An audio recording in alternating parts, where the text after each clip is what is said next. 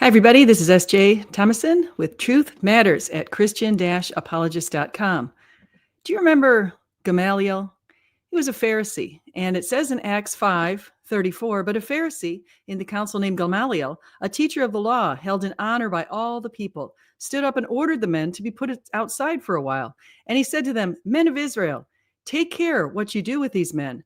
For before these days, Theudas arose, giving himself out to be somebody, and a number of men, about 400, joined him. But he was slain, and all who followed him were dispersed and came to nothing.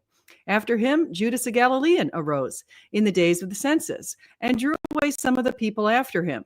He also perished, and all who followed him were scattered. So in the present case, I tell you, keep away from these men and let them alone. For if this plan or this undertaking is of men, it will fail. But if it is of God, you will not be able to overthrow them. You might even be found opposing God. And so, of course, this was due to the arrest of Peter and another apostle. And so it's pretty important stuff. I want to say hi to Harry Stark. Great to see you. He says that the Christianity is even booming in China. Yeah, it's wonderful. But here's what some people said. Here's what Friedrich Nietzsche said in the 19th century. God is dead. God remains dead, and we have killed him. How shall we, the murderers of all murderers, console ourselves? And here's what God said. Nietzsche is dead.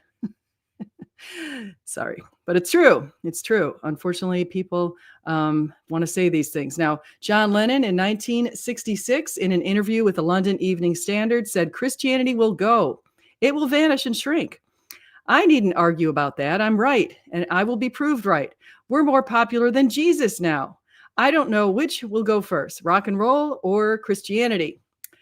Well, John Lennon is also no longer with us. And unfortunately for him, Christianity has risen in many parts of the world. And I'm going to give you some stats in just a few moments. What did Christopher Hitchens say in his book, A God Is Not Great, Age of the Sage? He said, human decency is not derived from religion. It precedes it. Now, interestingly, Christopher Hitchens has no evidence to show that human decency preceded religion, because we don't have exact start date for religion, and we don't have a start date or documentation of any sort of history prior to about 10,000 years ago. So it's kind of hard for him to make these statements without evidence. However, he is the one who's ironically always pointing out a lack of evidence. And yes, Harry Stark, I've also read in Christopher Hitchens' brother, Peter Hitchens' book, The Rage Against God. And in that book, Peter Hitchens talks about how he and Christopher had both left God when they were young, but thankfully Peter came back. And one reason he came back is because he encountered some artwork. And I think it was the artwork that showed hell. And he thought to himself, he doesn't want to be there. So I want to say hi also to Slam RN. Great to see you. So here's what Richard Dawkins said in his River Out of Eden. The universe we observe has precisely the properties we should expect if there is at bottom, no design, no purpose, no evil, and no good. Nothing but blind, pitiless indifference. Imagine living a life thinking that. The problem with having that mentality is it leads to nihilism. It leads to destruction, and it leads to people, unfortunately, taking their own lives. It's a terrible thing. So Harry Stark says the thing that Peter Hitchens saw was The Last Judgment by Van der Weyden. And I do remember that now. Yes, that is what helped Peter to come back to Christianity. So here's what some numbers look like. Look at this. The change since 2010. Christians are now occupying 2.3 billion household, 2.3 billion people in the world. That's an increase since 2010 of 121.6 million. So John Lennon was definitely wrong when he made his statements when he felt quite popular and above Christianity. Muslims account for 2 billion, and they have risen even more, 346.8 billion. Now I want to comment on that real quick. There's certain denominations in Christianity where people are really encouraging big families. One of them is the Catholic denomination, and there are some other denominations. However, in Muslim faith, I think just about all denominations within the Muslims, the Shia, the Sunni, all of those different groups, they all want people to have lots and lots of babies. And of course, that means that they will surpass Christianity if we don't start having lots and lots of babies. So people, go forth and multiply, follow the instructions that God gave you.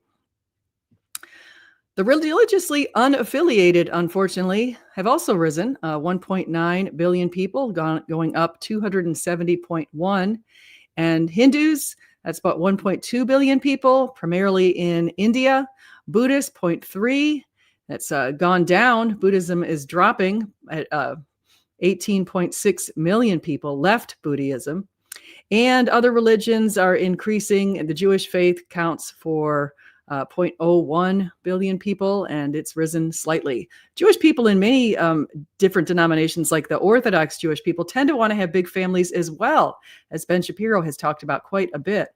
So Alexis Carroll says, when Jesus said he came to bring a sword, he said his advent will result in the persecution of Christians because the world hates the good news. Yeah, the world likes the darkness, unfortunately, and Jesus brings a light. He brings a bright light, a beautiful light. In all places analyzed, Christianity was a majority. So Christians in the number of countries and territories in 120 different countries, 59.7% of these places of the 120 countries were Christian.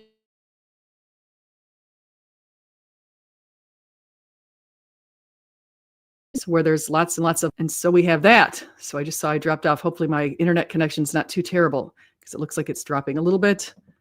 Here's what the Vatican says about the Catholic population. Now, within the Christian denominations, Catholicism is the largest. We have about, it looks like here, 1.406 billion Catholics. So the global Catholic population's gone up 1.15% between 2022 and 2023. So that's pretty interesting. Africa includes 20% of the Catholics of the entire planet and is characterized by a highly dynamic spread of the Catholic Church. So we're seeing a big rise, an increase from 272 million people to 281 million people in 2023 in 1 year. So that's pretty exciting stuff that we're seeing Catholics in Africa. And we also notice in the Americas, it says the Americas account for 47.8% of the world's Catholics. The Asian continent is about 0.6%. And so that's starting to grow a little bit. Now, Europe is where the big problems are. We still have a lot of secular people in Europe, which is rather unfortunate. And why is it unfortunate? It's unfortunate because a lot of people in Europe need hope. They need the love and light of Christ. And many people have left the Christian faith, and some of them are practicing atheists.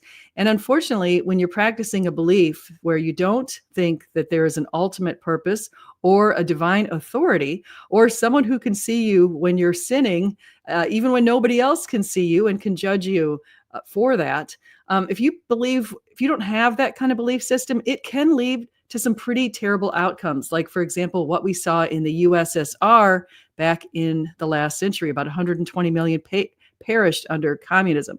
Communism is the natural outflow of atheistic beliefs.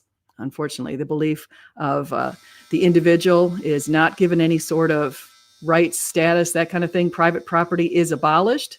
That's communism, and that speaks to that belief system.